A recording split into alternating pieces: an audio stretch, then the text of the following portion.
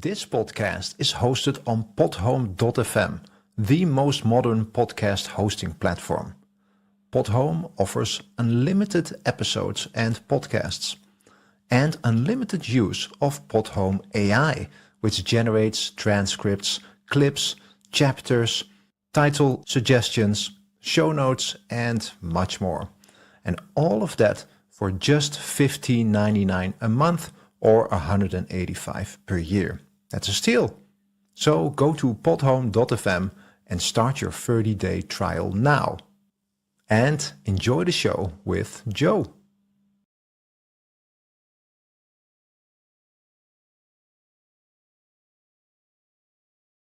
Southwest Texas. It's the Joe Rooz Show. The show where we talk about anything and everything. Where nothing is sacred, nothing is watered down, and nothing is PC. Alrighty, hey folks, it is Wednesday, the 15th of April, 2026. I am Joe Rooz, and it is great to be with you once again, transmitting live at the Asylum, and of course doing the very best we can to bring you the best quality talk radio we could muster without all the bluster. Welcome to the Joe Rooz Show. All right. I don't know about you, but I feel like this week has been just dragging that it's only Wednesday. And I realize I still have 2 more days at work at the regular job. But the nice thing is no show tomorrow. We got a night off, and then we're back here on Friday night, and then we got a very busy weekend ahead of us. So got a lot of things going on around here, but aside from that, I hope you guys had a great day today, and I hope you were able to catch the show last night with Rochelle and Blair Gordon from High Water Entertainment. That was really interesting. It's a great story. It's a great company. It's a great business that they're working into. It's a ministry/production company making Christian movies, faith-based movies, and working really hard to get them distributed. And of course, they're on Amazon already and a few other places as well. But check them out. They have some really great stories to tell. So it was last night, still available to you. Check it out on Rumble at rumble.com/Joe Rooz. Also on YouTube, if you must. Go to YouTube. Go to youtube.com/@Joe Rooz. All right. So tonight, most people dream about starting a business. Our guest tonight actually did it, and he did it in his mom's garage. He built it, he scaled it, sold it, stepped into public service for 10 years, then came back and built another one. Sure, why not? And now he's writing novels about Scottish war clans after traveling the world and flying planes. Now, this isn't any kind of a theory. This is actually lived experience. And we're going to get into that here in just a moment. So before we do that, let's take care of the usual housekeeping stuff. So please do me a favor, head over to our website, joerooz.com. That's joerooz.com. And when you get over there, look for the contact form. It's up there in the right-hand corner of your page there, screen, whatever it is. Open that thing up. There's a contact form in there. Fill out the contact form. Send us over any questions, comments, cares, concerns you might have. Maybe you have a complaint. You shouldn't have any complaints, but you might. You can send them over to us also. Maybe you have a suggestion for a guest or a topic you'd like us to discuss on the show. We would really love to hear from you guys. So send it on over to us. Now, if you're like me, I know you hate using web forms. Why? Because of the stupid CAPTCHA thing. That drives me freaking insane. Match the puzzle piece, find the crosswalks, match the buses and the car. What a waste of freaking time. Just email me. info@joerooz.com. It's info@joerooz.com, and we would love to hear from you. Also, great idea. Use the comment section down below here on Rumble or on YouTube if you're, for whatever reason, still on YouTube. Do it right there as well, and we'll make sure we get to those. And, generally we do respond. So please make sure you leave a comment. Very, very important for us to hear from you guys. You want to know how we're doing. All right. Also, please don't forget that this is a live show, weeknights, 7 p.m. Central Time, 8 p.m. Eastern Time. And then, of course, we have every weeknight. And then we also have our Saturday show, which is picking back up again on April the 25th with our resident crypto psychic, Marissa Lee. And our every other Saturday show is all about cryptos. So we talk about all that great stuff. And it's been a while. We kind of stepped away from it for a little bit because of scheduling issues. But hey, we're coming back. There's a lot of stuff going on in the crypto world, and Marissa's going to bring some really great, solid insight to it. So make sure you check that out, noon, Saturday, April the 25th. And then, of course, every Sunday, we have our Sunday Bible study show, every Sunday, 2 p.m. Central Time. And we've been going through the book of Revelation. We just finished chapter 6 last week. And this coming Sunday, we'll be starting up in Revelation chapter 7. So make sure you come in and check that out. Very, very, very important, very timely study.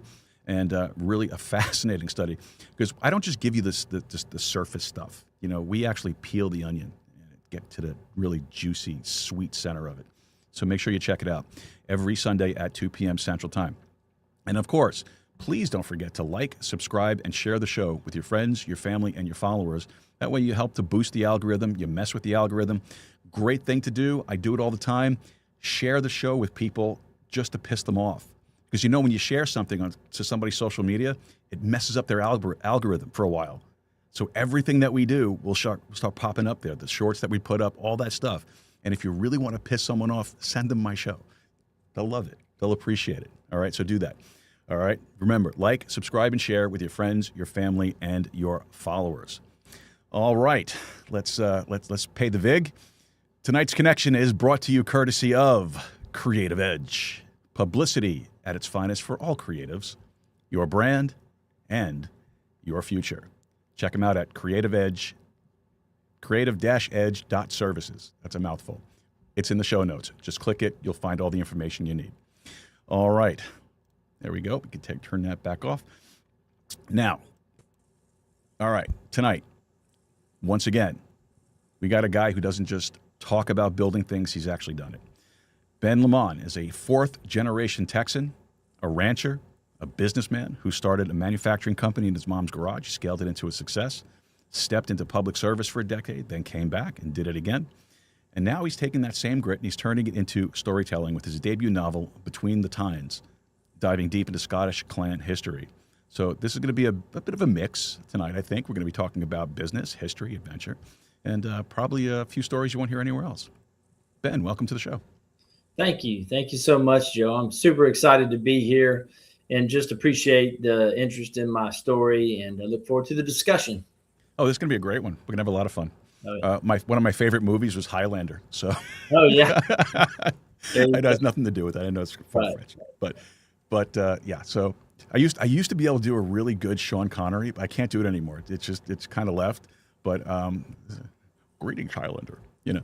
Yeah, not kind of close. I don't know. But one of my favorite roles that Sean Connery ever did was when he played the captain in The Hunt for Red October. Oh, yeah. I never thought I would see the day where there was a Russian captain with a Scottish accent. That tripped me out. And they didn't hide it, right? No, not at all. Not at all. And I don't even think he tried. I just think he just went with it. And he's Sean Connery. Yes. You gonna tell him no? Yeah. I don't think so. So Ben, we got some ground to cover tonight. So before we get into the really serious stuff, I have some icebreakers that I'd like to ask you. And these are icebreakers for the folks that are watching that maybe don't know. These are icebreakers. We ask these questions of all of our guests. They change every week. So if you watched the show this week, you probably already know the questions. If you didn't, this might be a surprise for you. But Ben, if someone narrated your life for a day, what would the tone be? Serious, comedy, documentary? What do you think? I think it would be serious, but very fast paced, almost action, but with a serious tone. Yeah. All right. Not a dramedy or anything like that, right? Nothing simple like that. I'm more of a just a hard charger in life and across the spectrum of things. So all right, it would be something like that. Yeah. All right. So then what's something about you that only shows up when things go wrong? Cool-headedness, I would say. I've been known for that when things really go wrong, being able to just maintain my focus on trying to find a path forward has been something that I have, it's been commented on in the past, and I kind of don't get flustered in those situations. I just stay focused and try to find a path forward. All right. Last one. You ready? And this to me, this is perfect for you. What do people think? What do you think people get wrong about success? I think people often believe it comes easy. Like, I think people misunderstand that the hardships and the obstacles and the actual level of difficulty that is there, that's present in order to achieve a success. I mean, it is not easy. It's not easy. Statistics show that, but a lot of people don't know that. They just, the people that are successful kind of get a lot of attention, right? Mm-hmm. And so that's what they see, and they think, oh, here's a money grubber or something, a greedy person or whatever. And success doesn't mean business only, but in the business context of my background, that's what I'm assuming you're referring to. But yeah, I think it's just a lot harder than people understand. I agree with you. I think that especially when it's somebody that's well known, you only see the end result of all the work and the struggle and the multitude of failures that took place before the success. Because it's very rare for someone to hit that successful stride right out of the gate. Usually it takes time and a lot of struggle and a lot of heartache. So yeah, I think you're right about that. Now, in the line of success, I mean, you started a company out of your mother's garage. Right. So tell us about that. What was that? Well, it was, to capture it in one word, I'd call it a struggle for sure. My co-founder and I, we bought one machine for $1,500 each. That was about everything I had in my pocket. Mm-hmm. And that's where we put it in. There was a little mill, and we had a relationship that would give us just a little bit of business to get going. We every little dime we made, we put it back into the company and just bought another little machine and organically grew the company that way. That was a struggle. It was always financially tight. I remember, for example, when we started to develop a product line, and I was living on the road. I didn't have money for hotels. I found a friend who allowed me to sleep in his warehouse where he worked. I kept a single bed mattress, just a single mattress, in his closet, in his office there, and it was just a warehouse full of parts. And I'd put it down on the floor in his office and sleep there all week. Oh. And after I got married, I'll just go back to this. I made my wife come with me and sleep on that floor because I wanted her to know that it was tough times back then. So I would do this. I would do the same thing, but I would have a different motive for it. I would probably want her to realize what it's like to sleep on the floor. This way she doesn't make me sleep on the floor when we get into an argument or something. Right. So, yeah, that's a good point. I didn't think of that. That's a good point. Yeah. Not that my ex-wife ever made me sleep on the floor. I'm not saying she ever did. But what was the moment that you decided that, hey, you know what, this I'm going to go all in on this no matter what? I think, there was a time early on where, just as many entrepreneurs do, they do many different things to generate some income while they're all along. They're trying to, push the one thing they really want their heart to do forward, that they really want to do in their heart forward. And it was early on. I mean, I knew as soon as I went into it full time, that's what I wanted to do. It didn't matter the sacrifice. It was basically took on the attitude that no matter what happens, I'm going to make this work. I'm going to do whatever it takes, get over whatever obstacle is there, make whatever sacrifice is necessary, and we are going to succeed. Now, you mentioned that you and your partner purchased a mill. So what kind of business were you building? It was at first we started off as a machine shop, and that's where you have different pieces of equipment that manufacture or machine other people's products for them, other companies' products for them. We were all along looking for a product line of our own to develop. Mm-hmm. And so once we kind of honed in on an industry and a target product line that we wanted to develop and take to market, we would focus and channel any profits we made into financing that. And again, this was all done organically. So it was very, very tight financially, very, very tight. And over time, to make a long story short on that, the product development side, over that 16-year period, we developed well over 1,000 products where we made prototypes. We designed them, manufactured prototypes, tested them out in the field, and then went to market all over the world with these products. So it was quite an endeavor. Now, did you venture off into public service at the same time as you were working on developing the business, or was that after? No, after. I think at a certain point when things, in order to penetrate and push things forward aggressively, at some point it requires a lot more effort than splitting your time, and that's when I jumped and made a full-time effort into it, and from that point on, it was all I did until I sold the company. And so, what made you pull out of the business and get into public service? Yeah, it was interesting. I bought my partner out years before and continued to grow the company and it aggressively, like very, very fast. And we caught the attention apparently unexpectedly of some public companies. And I'll never forget one day it was at a conference that for our industry. All of a sudden, this CEO of this big public company comes up to me and says, "Hey, I want to take you to lunch." So we go to lunch, and I was aware of him. We had never met, but anyway, so he just told me, sat down. He told me right there he wanted to buy the company, and I said, "Well, I'm sorry, sir, my company is not for sale." It wasn't on my radar. It was not. Right.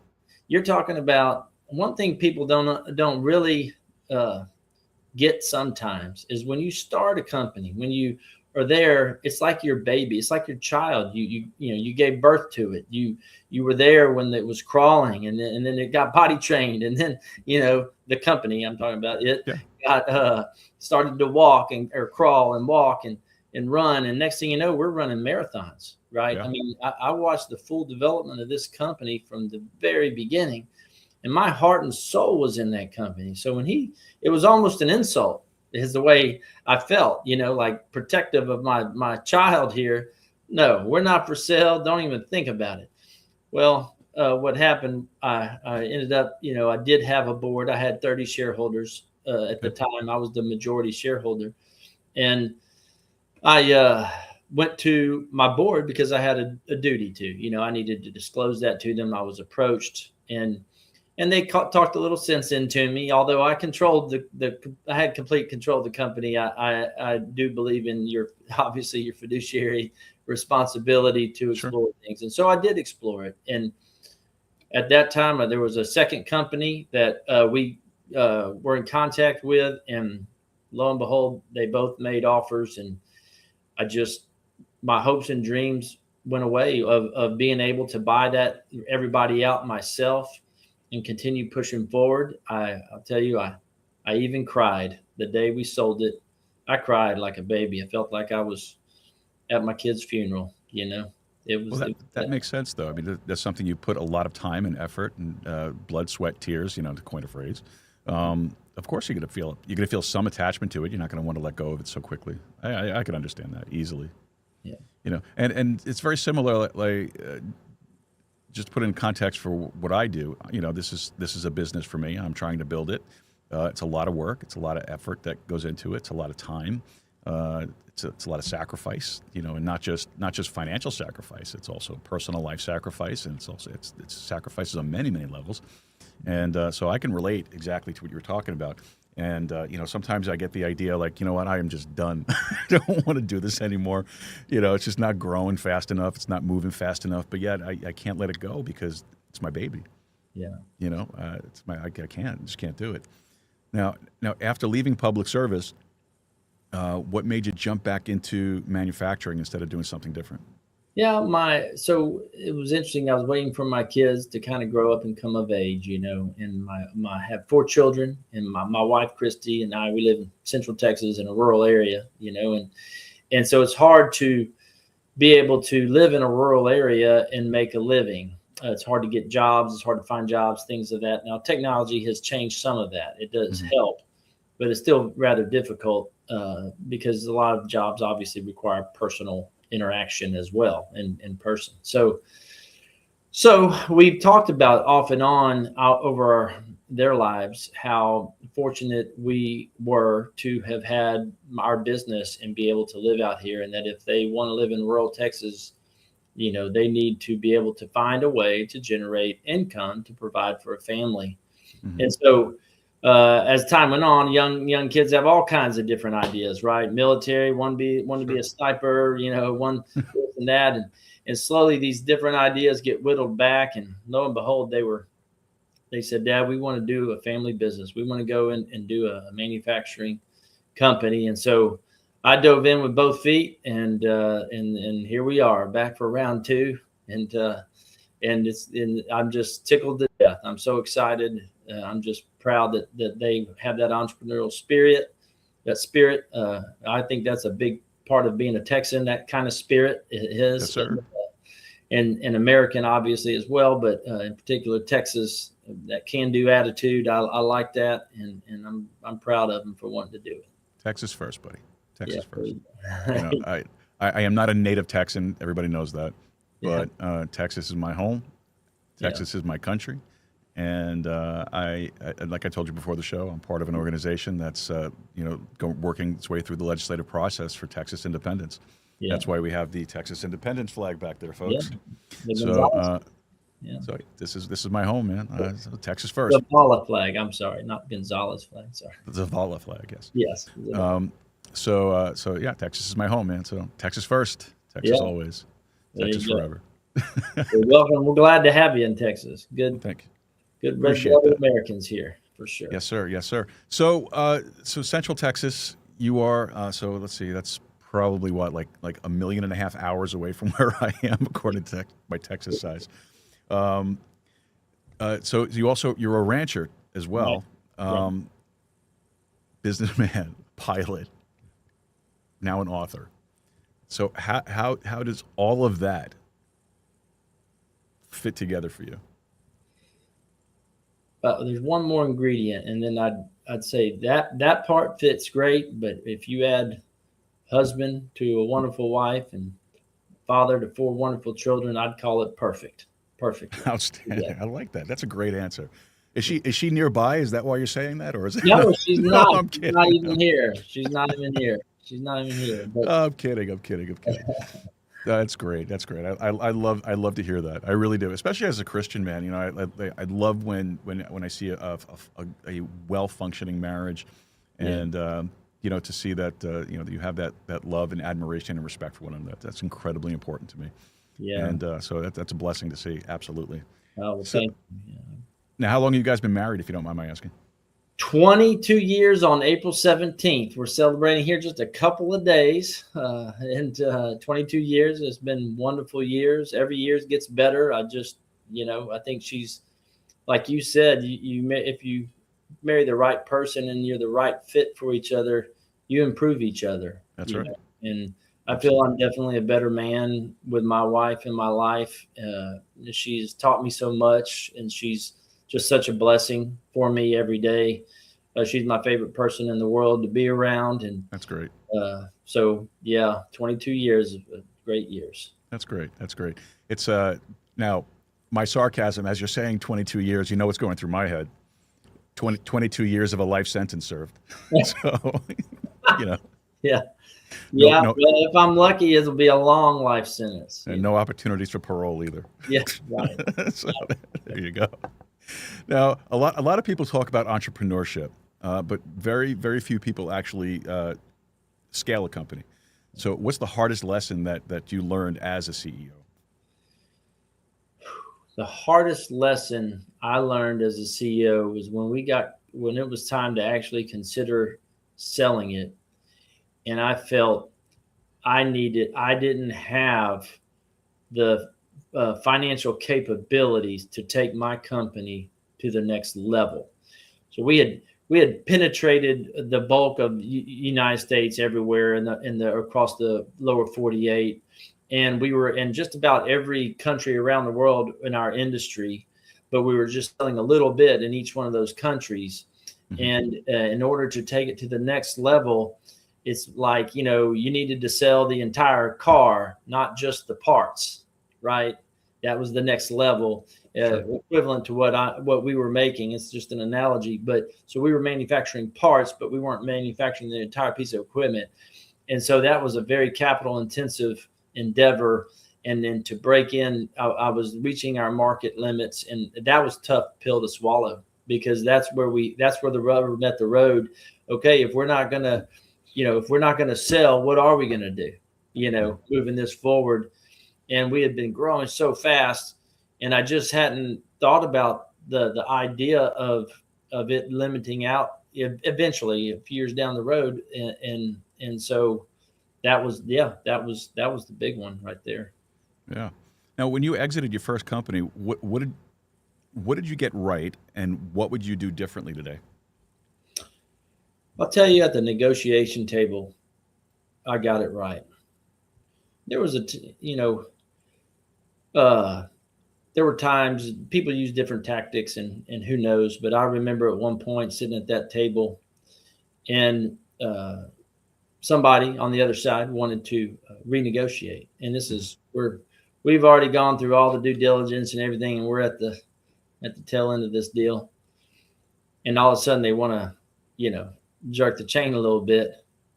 And I'll never forget, I looked the guy right in the eyes and I said, so-and-so, I said, if you're asking me if I'm willing to drop my price and sell this company for X, I said, I'm going to get up and I'm going to walk away from this deal, and I'm not going to look back.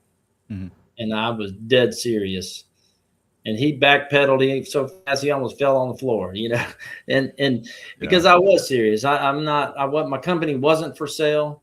I didn't want to sell it, but it was the right thing to do for all the people involved. And but it would have to be at a price. So yeah. Now you and I have something in common. We both worked in the public and private sector. Your opinion, what do you think each one gets completely wrong about the other one?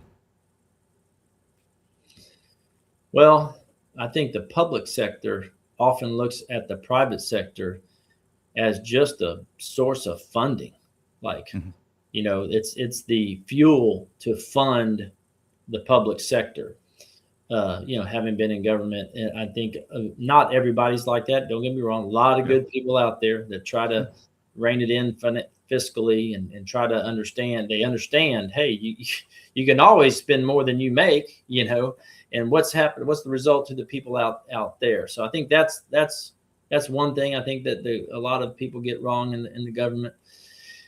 And then the other way around, what the private sector often gets wrong about the government is, they kind of, I think, paint it with a broad brush a little bit, and that everybody in government is like that. Yeah, I agree with you. There's a lot of good people in there, and that's what I always tell people. And I had a conversation yesterday with a guy that was thinking about running, and I encouraged him. Mm-hmm. I said, it's great for the process. It causes conversations about topics that are relevant to people's daily lives, regardless of what your beliefs are. It's healthy to have the discussion. And then second, if good people don't run, then you're leaving it to the other type of people. That's right. And so you should participate in government. Oh, absolutely. I agree with you. Totally. You need more honest people running for. Now, the problem is that they start off that way. They start off honest, walking the straight and narrow. And then once they get that first little taste of the other side of politics, how quickly so many of them turn. Not all. Right. Not all of them. Right. But many do. And we see that right now. You look at Washington, D.C., which is just a cesspool, and you look at how much corruption is going on in Washington, and even here in Texas. I pay close attention to what goes on here in Texas. I pay very close attention to what goes on at the State House, and I am amazed at some of the things that I've seen. I don't understand. I don't know if you want to get into this realm of it, but like the last session, why Texas House is controlled by the right, the Republican Party. Why are we giving committee chair seats and co-chair seats to the minority party? Why are we doing that? Yeah, no, it's all good question, So I think, it starts off with the Constitution, having served in the Texas House, you start off with the Texas Constitution, which can't be changed unless you have a supermajority. It was 100 out of 150. And the Constitution just says, hey, majority, the candidate that gets a majority of the votes of the members becomes Speaker of the House. And that's how they designed it from the get-go. And it is strange. It is confusing, for sure, but it's also can be, it's certainly understandable that it's disheartening, because you think, well, wow, we have 95 Republicans. Surely the Republicans can figure out somebody to get behind and unite and support somebody that is backed by all the Republicans, And so sure. I think you end up with competing interests that is hard for people to have faith in each other's sincere objectives. I think it's just a combination of things that leads people to be divided, just like in the real world, right? I mean, it doesn't matter if you're in one corporation or just in an entity in the real world. Lots of times there's politics centers and there's competition. There's people wanting to be in this seat themselves, and they won't step aside, or whatever it is. It just causes friction. People may not like each other from past experiences with each other, and they're just, hey, I'm not supporting that person, right? Yeah. They did me wrong. I'm not supporting them. I mean, it's like, it can be kind of like high school a little bit, in that regard. And so it's frustrating sitting out on the outside, as citizens, thinking, what in the world is going on? So yeah, it's a tough thing to watch, for sure. It certainly is. And I get disappointed, and I get disheartened, and I get discouraged, and I get all the D words that go along with it when I look at this and I see, I left a place that was so poorly managed, and I came here to get away from that, and I'm starting to see that creep in here, and it's very, very disturbing to see it. Because I think, honestly, I mean to interrupt, I'm sorry, but because I think that if Texas falls, there's nowhere else to go. Yeah, Texas is where it's at. I agree. This is the biggest, strongest force of our way of life in the country, period. Yep. And there's nobody that can fill that vacuum if Texas is not Texas anymore. Exactly. So, but it's funny. There's so many things that I hear. I also get people talking about, like, hey, we should be more like, in this case, this solution, hey, like more like DC, where the party in charge is clearly the one picking the speaker, right? I mean, I don't think you've ever had that at the federal level, as far as I know, or that I'm aware of, where it was a cross, pollinated situation. But I think we'll all be the first to say DC's not the shining knight in shining armor. No, so not at all. Yeah, and people will say that too about pay. Well, we should pay our legislators, and you think, okay, well, California is paid and DC is paid, and so is that really the problem? We're citizen legislators in Texas. That's I think a healthy thing to be able to Absolutely. Have to live under the rules that you pass. And so, there's a lot of things that's very difficult to, understand the details of. And I'm not saying I do understand the details of why things are the way they are. But, I know this. The result is I love Texas. I think it's a great state. And it's hard to argue with our results of our state, right? Agree. If you like Texas, I do think Texas is the beacon on the hill within the United States on a good model of great economy, balancing freedoms with economy, with a healthy way of life, family values, those kind of things.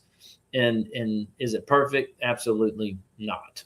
Right. But yeah. Totally agree with you. Totally agree. And actually, there was a period of time in this country that the party didn't pick the Speaker of the House, and that was before they actually had parties. In the Texas House? At the federal level. In the country, in the federal level. Okay. Yeah. So right. That's a good point. Yeah, because now our founding generation, of the United States, they warned us against forming political parties because the political parties would only serve their agenda and and their lobbyists more than the actual people that they represent. And Yeah, they was prescient in that, and they saw that down the road, and there it is. yeah, There it is. that is fascinating. That really is. Absolutely. So if you were to run for office again, would you sign a Texas First pledge that the Texas Nationalist Movement would put forward? Well, I'd have to see that pledge. Oh, of course, yes.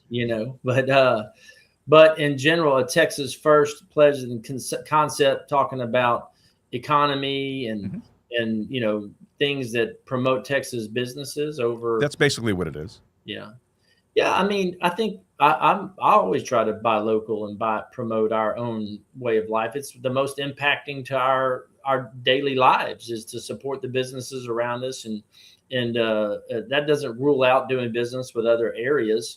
Just more or less Texas First policies when you come to government relations is, hey, these are Texas tax dollars going to pay for something. As long as we're competitive and there's no, friend to friend business benefits or things like that, Sure. where the Texas businesses do have to compete. They have to have some level of competition there that makes sure it's a good deal for the taxpayer. But I love that idea of supporting our businesses instead of China or, somewhere overseas, that kind of stuff. Outstanding. I'll send you some links. You can check. You can take a look at it. Yeah. All right.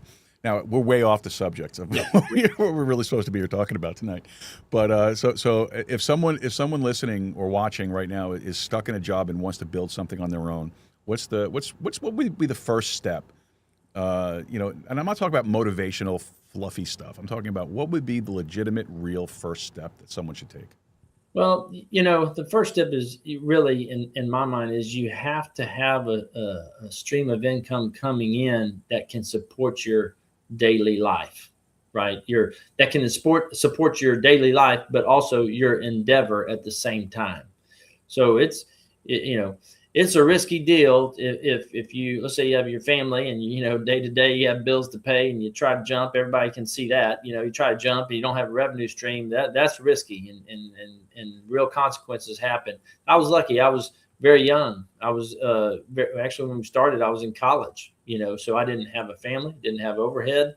I could get by on almost nothing, and so whittling your expenses down to nothing as much as you can, while still having a steady stream of income, at least from some part-time ability to get a revenue stream that can support your life, and also provide the funding you need just to get your business going. Right. And then keep at it. Just keep at it. That's great advice. That is really great advice. And see, sometimes I ask these questions when I have folks on the show like yourself with your background because I'm learning. Yeah. I'm picking your brain. Yeah. Sure. Yeah. Don't pick it. If you pick it more than once, you might pick it clean. There's not much. I don't know, man. You've been very successful in the businesses that you've gone out. You had a great public service career. I don't think you're one of those guys that would have to worry about running out of too much material. So let's see. So let's pivot over to the book. Uh-huh. So this is your debut novel. Yes. First time writing, putting together a book. What made you decide to do this? When it's a personal story that was, and I don't mind sharing it, but so I had a dear friend of mine who was a mentor and in the business world with me, and he was dying of pancreatic cancer, and Sorry. This was the last time, and I appreciate that. Fine gentleman, and it was the last time I would see him. I knocked on his house door. His wife answered and said, "Hey, he's having a good day," and so I was able to go visit with him, and we visited, and he was really getting tired and going in and out of consciousness, and he faded, and so it was time for me to go. So I started to walk out his bedroom door there, and then he suddenly yelled at me, "Between the tines," he said, and rather loud and unintelligible. I couldn't really understand it at the time what he was saying. So I turned around. I was like, "What, John? What are you saying?" And he said, "Between the tines." He said it again. So I came around his bed and I said, "I don't understand. What is between the tines?" And he said, "Between the tines, that's what you're going to call it." And I said, "Call what?"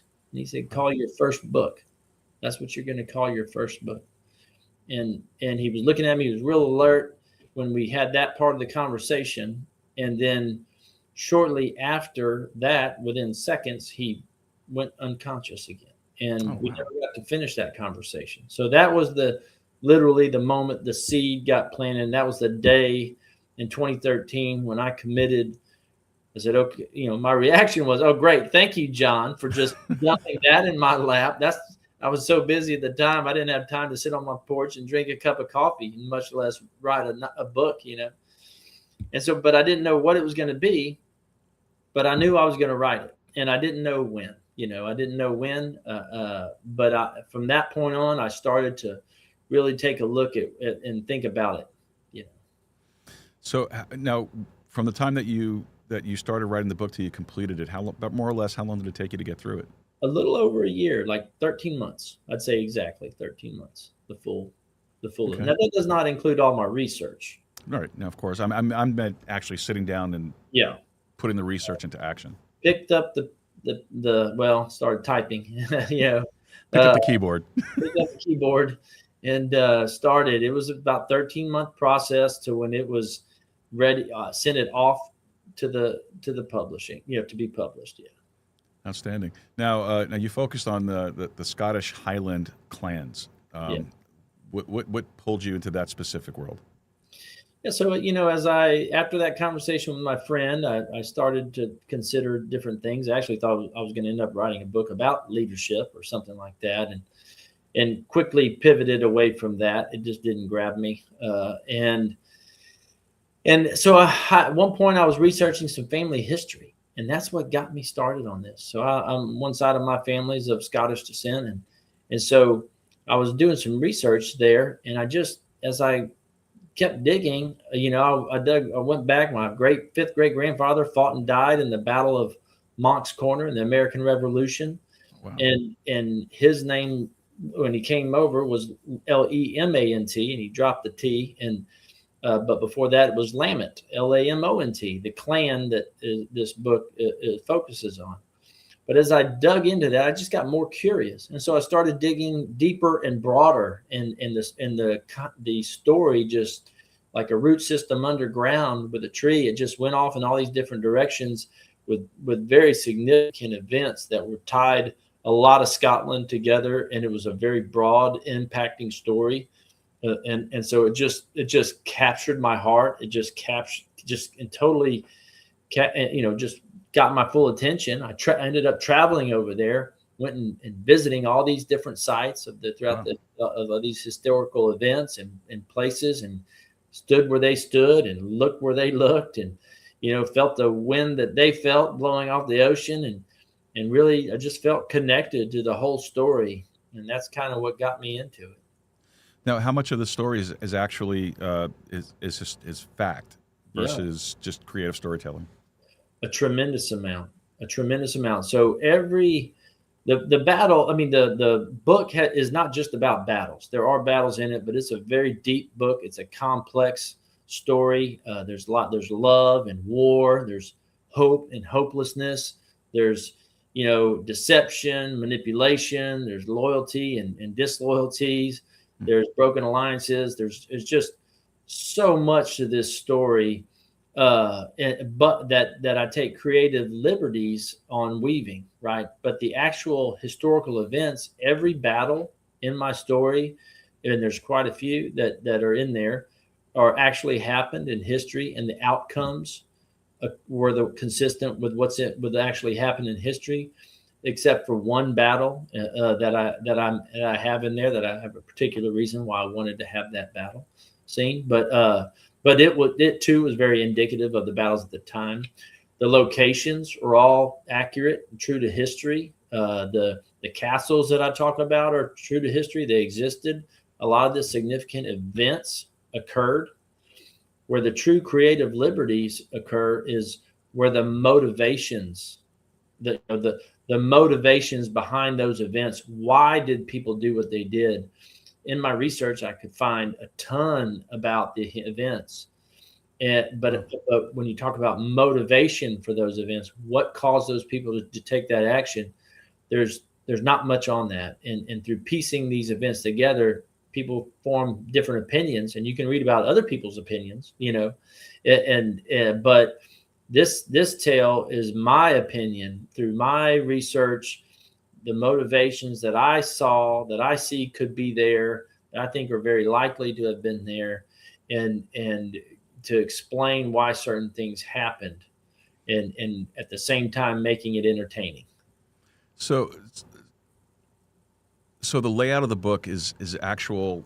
It's more historical than fiction. Yeah, I'd say all the events, for sure. All the events and significant occurrences are actually way more historical than fiction. Okay. The actual characters, I mean, many of the characters in there, the names are people of history, but their personalities are fiction, right? Okay. Their thoughts. I take them the reader deep into the thoughts of what the characters are thinking as they're seeing the things that occurred in history, and considering the things that they were about to do in history. Those are where some creative liberties are taken based off of some of the research that I conducted. Now, what is the research process like for a book like this? Yeah, well, it started off with a family history book. So a genealogy book on my family. That's where I started off with. And then from there, when I did some research on what kind of books would focus on Clan Lamont, and I purchased quite a few. One in particular that was a very in-depth book, very well respected. These are all history books, nothing that wasn't accurate, just all historical books. And they talk about the documents and reveal a lot of the documents that were the evidence of what occurred, of the historical event that occurred. And they read about historical articles about the event, not articles, but historical writings about the different events that happened. And so, I mean, everything from public records to, things of that nature. And so that's where that research took me there.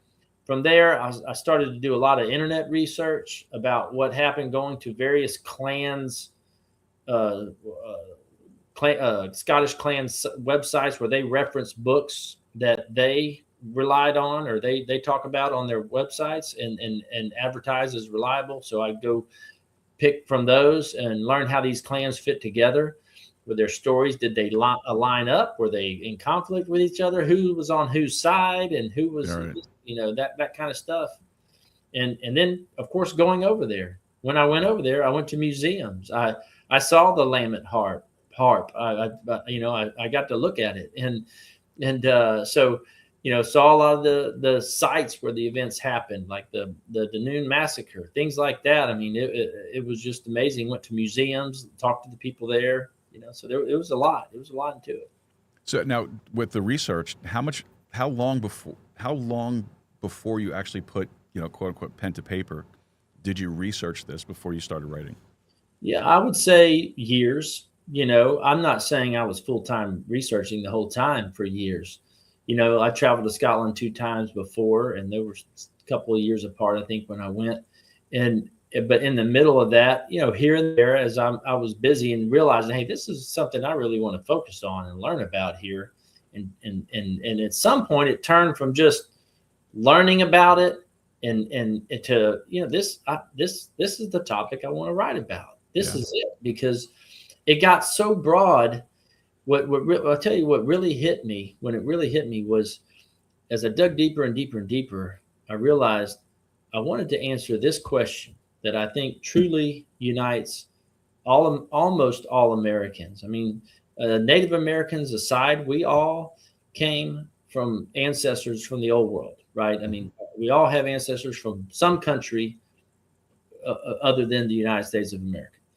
And the question that fascinates me is, why would somebody leave their whole life behind, drop everything to go off at this time in the 1640s is when my book takes place, and start anew, fresh, but with no help, no infrastructure, no economy, no food, just with the simplest of technology. Yeah, right. Absolutely. You're talking about a tough life, That was not easy. That's a tough thing. And so, that is fascinating to me. It's a fascinating because we hear so much about the American Revolution and the events leading up to that and overtaxation. But before all that was there, if those people were the seeds of freedom that sprouted, the people that came over in the very beginning in the colonies, they were the fertile soil. That's how I look at them. They fostered that. They cultivated that culture, right? And made it come together until it finally sprouted, That's a great analogy. I never thought about that way. That's well, really good. that's when it hit me, and I was like, this story has to be told because that's something that unites us as countrymen, as all Americans, no matter what, can celebrate the fact that we have more freedoms and opportunity today in today's world, in the United States, but all over the world, really, than we did in the 1640s.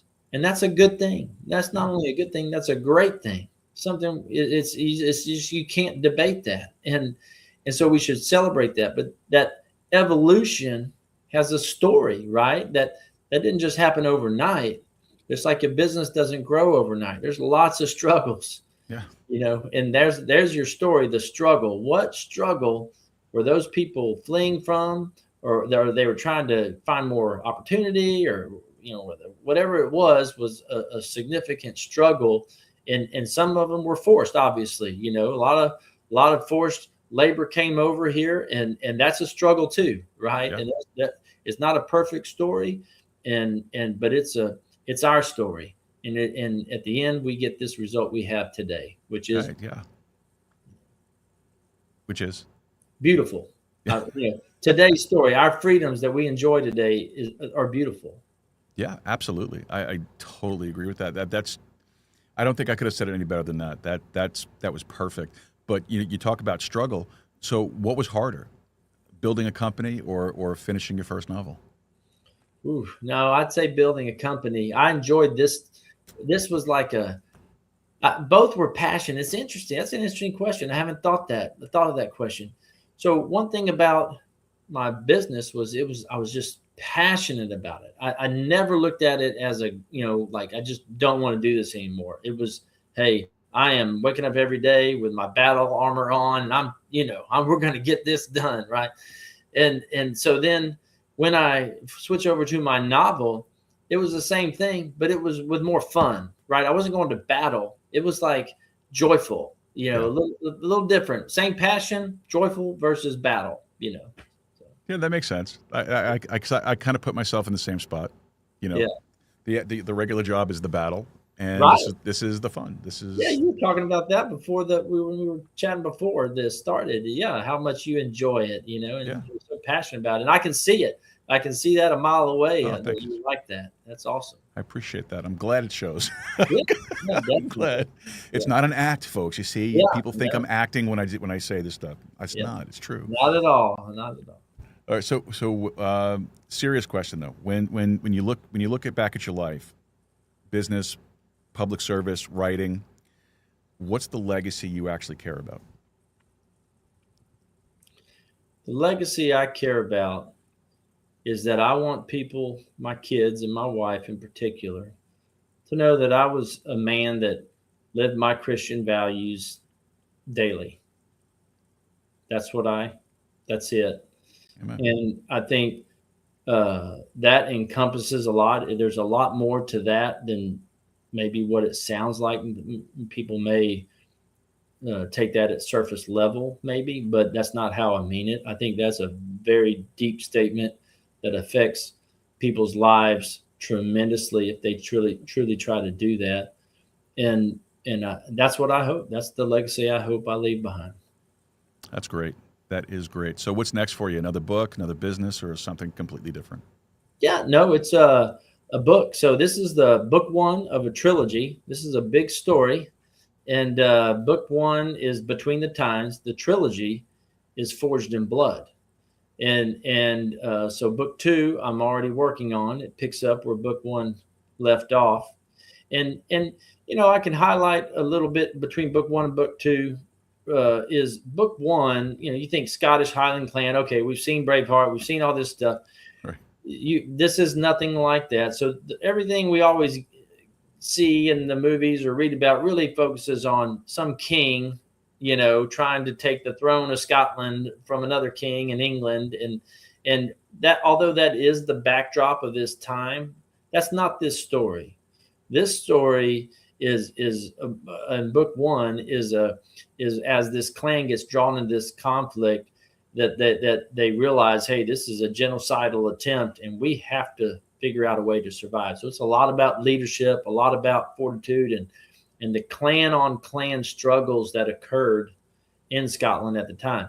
So book two, as I've already kind of alluded to, picks up where this one leaves off, and it focuses on this continued journey of this particular clan as they experience, you know, they pick up from where this one left off, and still try to push forward and make a way, create a path forward in their lives, and so eventually the story continues to highlight what I mentioned earlier and answer that question: what was going on in someone's life overseas where they decided it was worth it to move. So, amen to that, brother. Amen to that. So, Ben, this was great. This was a great conversation. I really, really appreciated it, and I'm excited to read the book. So, before we wrap this whole thing up, who is someone that you respect right now, and what are they doing that inspires you? That's a good question. Somebody I respect right now, I would say my oldest two sons. You know, I know that's might sound kind of maybe even cheesy. I don't know, but I would tell you, they're both freshmen and sophomore in college. They're in the Corps of Cadets at Texas A&M University here in College Station, and they make great grades. They live their faith every day. They focus and really pay attention on their values and, you know, the Christian principles, and they're very dedicated to their faith, and they live it, and they inspire me every day to do better, because I feel like, you know, it's hard. It's a tough world out there. It is. And in today's world, for young people in particular, I didn't grow up with all this social media. We didn't even have cell phones. You know, I'm 50 years old. We didn't have that and growing up. And so, you know, the amount of influence and pressure on these young people, and had to watch them, you know, trudge through the trenches of that world that is, you know, can be very enticing and very persuading and very distracting, and stay focused on the core things that they need to stay focused on. It inspires me. It inspires me. Outstanding, and it's not cheesy at all. I think that's great. I actually appreciate when I ask a guest the question that they go to their family, whether it's their spouse or whether their children or someone else in the family, that because that to me shows where your heart really is, and that's where the most important part of your heart should be, is with your family. So I appreciate that, and it's not cheesy at all. I love it. I think it's great. Yeah. So, Ben, where can we go to find out more about you and about your work, sir? Yes, my website is benlemanauthor.com, BenLeman author.com. From there, you can pre-order my book. It comes out May 28th. It'll be on Amazon and, you know, all kinds of different places, and that you can order it. And then you can also click on the social media link that if you want to follow the one of your preference, and stay in touch with what's going on and when the next book comes out and all the different events that we have planned. Outstanding. And we already have the link to your website in the show notes, so folks can go to it, and we'll make sure that it's all there when we do the distribution later on.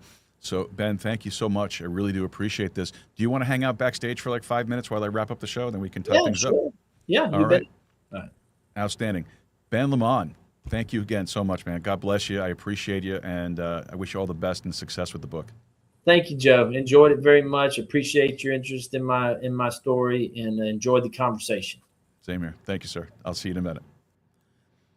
All right, folks. Great conversation. You know, I love these types of stories, and I love to see how the heart behind it.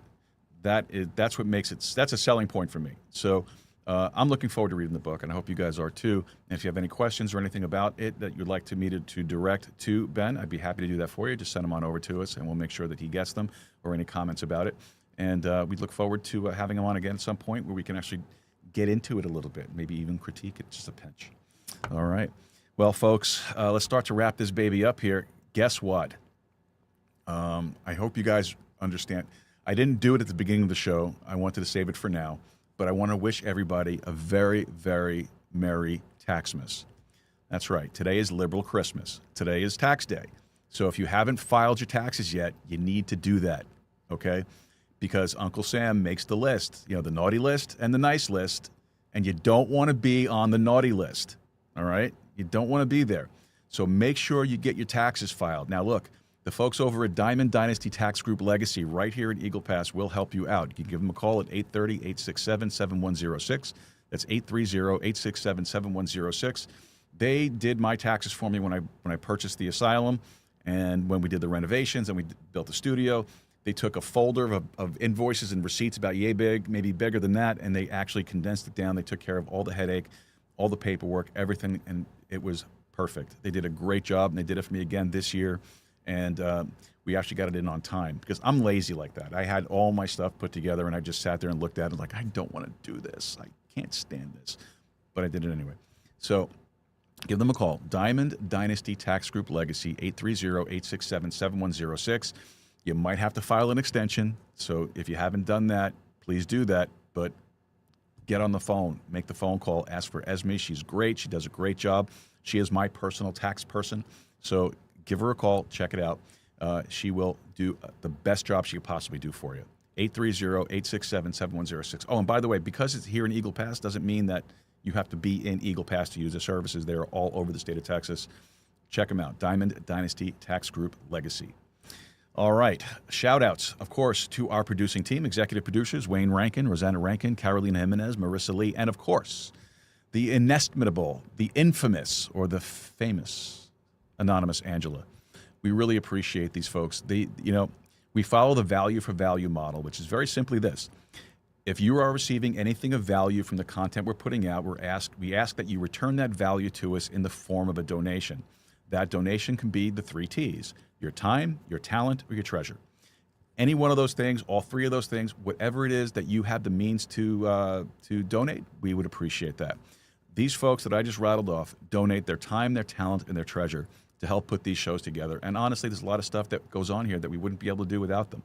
So if you are interested in helping us out, you want to check out more about it, head over to the website, joerooz.com/support. joerooz.com/support, and you can find out all the different ways you can help us out, from one-time donations in any amount, a recurring donation any amount, or you can sign up to one of our producer tiers. The associate producer tier is $17.76 a month. The producer tier is $18.36 a month, and the executive producer tier is $25 a month. All right, now all the producers get the shout out on every show. They get included in show notes. They get listed in everything that we send out. Why? Because they're producers of the show, and we couldn't do it without them, right? Right. Now, the other added perk is the executive producers actually get to come on the show with us. There's only one executive producer who has the guts to do it, and that's Wayne. And we usually have our Wednesdays with Wayne segment. He's been tied up, but that's fine. We have him coming on in a couple of weeks. He's going to talk about some really very, very important stuff about prepping and so on and so forth. So it's going to be a great conversation. So make sure you check that out when he comes on. But you get that option. If you are an executive producer, you get to come on the show with us. That's always a lot of fun. So take a look at it. If you have the means to do it and you're willing to do it, all the options are right there for you. All right. Well, with that said, final thoughts. Ben's story is really a reminder that life doesn't have to be a straight line. You can build something, you can walk away, you can serve, you can come back, you can build again. That's not luck. That's called discipline. That's identity.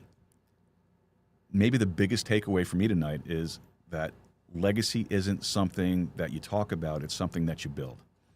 You build it day by day, decision by decision. And whether it's your business, whether it's your family, your craft, The question is very simply this. What are you building that actually lasts? All right, folks. That's all I got for you for tonight. No show tomorrow. We'll be back here on Friday night with Caramel Lucas, the long-awaited interview that got pushed off and pushed off and pushed off. And that should be about it. Folks, listen. Website, joerooz.com.